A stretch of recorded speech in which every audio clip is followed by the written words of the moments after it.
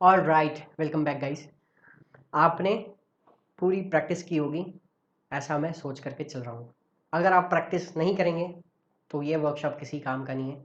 आपको ज़रा भी कोई इंक्रीमेंट पता नहीं चलेगा आपके स्किल्स के अंदर, अगर आप प्रैक्टिस नहीं करेंगे तो। इस पर्टिकुलर वीडियो में हम लोग डिस्कस करेंगे रेज्यूमे। रेज्यूमे क्या होता है, ऑल राइट।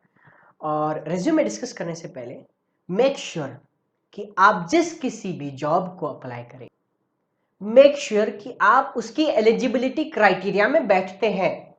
मेक श्योर कि आप कम से कम एलिजिबल हैं उस इंटरव्यू में जाने के लिए। I don't know what are those, but I can certainly tell you, if you fail to fit into eligibility criteria, this might be the dead end for your particular interview. आप interview में जा नहीं पाएंगे। सो मैं चाहता हूँ आप जिस किसी जॉब को अप्लाई करें, मेक श्योर कि आप उस क्राइटेरिया में फिट बैठते हैं। Make sure that you do whatever it is required to fit into that criteria.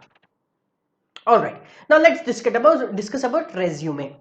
Why resume is so important? क्यों इतना important होता है resume?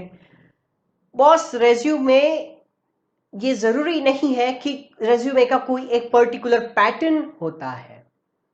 रेज्यूमे हर कोई अपनी तरीके से बना सकता है, बट वो रेज्यूमे होता है, वो एक सीवी होता है, वो एक रेज्यूमे होता है, वो एक शॉर्ट एक मैसेज होता है कन्वे करने के लिए कि आप कौन है, आपके बारे में उसमें जानकारी होती है, आपने क्या किया है और आप क्या करना चाहते हैं। Basically resume is nothing but a small sales letter, जिसके अंदर में लिखा हुआ होता है कि ये प्रोडक्ट इतना अच्छा है, आप इसका इंटरव्यू लेना चाहेंगे, ऐसा इंटरव्यूअर को लगता है।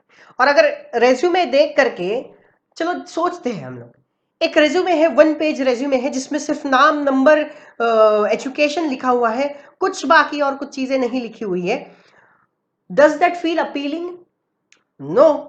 इमेजिन अगर हम लोग कोई दूसरा रेज्यूमे लिखते हैं, लेट्स से कि वो रेज्यूमे 2 पेज रेज्यूमे है या फिर 3 पेज रेज्यूमे, उसमें उनका नाम लिखा हुआ है, उसमें उनका एजुकेशन लिखा हुआ है, उसमें उनका पास्ट एक्सपीरियंस लिखा हुआ है, उसमें उनका कोई एक्स्ट्रा करिकुलर एक्टिविटी की है वो लिखा हुआ है, उसमें उनके स्किल्स लिखी हुई है, क्या स्किल्स है इनके वो लिखा हुआ है, उसमें उनका कमिटमेंट लिखा हुआ है कि क्या उनका मिशन है, कि उनके जीवन का, उनके जॉब में रहने का क्या उनका मिशन है, सब कुछ लिखा हुआ है, एक कमिटमेंट दी हुई है नीचे में।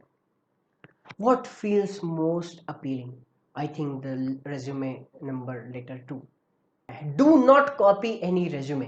अपना खुद का resume बनाइए, सोचिए, be the most creative कि आप किस तरीके से एक ऐसा short and sweet resume बना सके जो most appealing रहे, जो भी उसको फिल्टर करने वाला है उस पर्सन के लिए, उस ऑफिसर के लिए।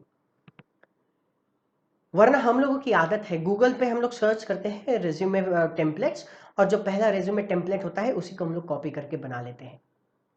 ऑलराइट, ये नहीं करना है बॉस, ये नहीं करना है। you need not to be another same person into that crowd. You need to be the most special person into that crowd which can stand out. The most foremost thing which goes into somebody's hand is not your video interview, is not anything, is not your presence, it is that sales letter which we call a resume. So make sure कि आप उस resume को सच्चे दिल से बनाएं, और ऐसा बनाएं कि आपको लगे कि इसमें मैंने सारी मेरी खूबियां भी लिखी है, इसमें मैंने सारी इंफॉर्मेशन लिखी है जो मुझे लगता है कि मुझे एक अच्छा जॉब दिला सकता है। और एल्स वर्क अपॉन इट। देखो कम से कम 50-100 टेम्पलेट्स देखो बॉस इंटरनेट पे, कि कैसे एक अच्छे रेज्यूमे बनते हैं, क्या होता है, कैसा होता है।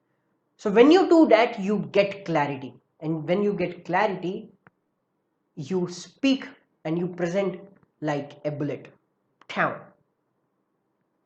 सो मेक श्योर कि आप अपना रेज्यूमे अच्छा बनाए, and don't copy that, just take an inspiration कि आप किस तरीके से अपना फॉर्मेट बना सकते हैं अलग तरीके से।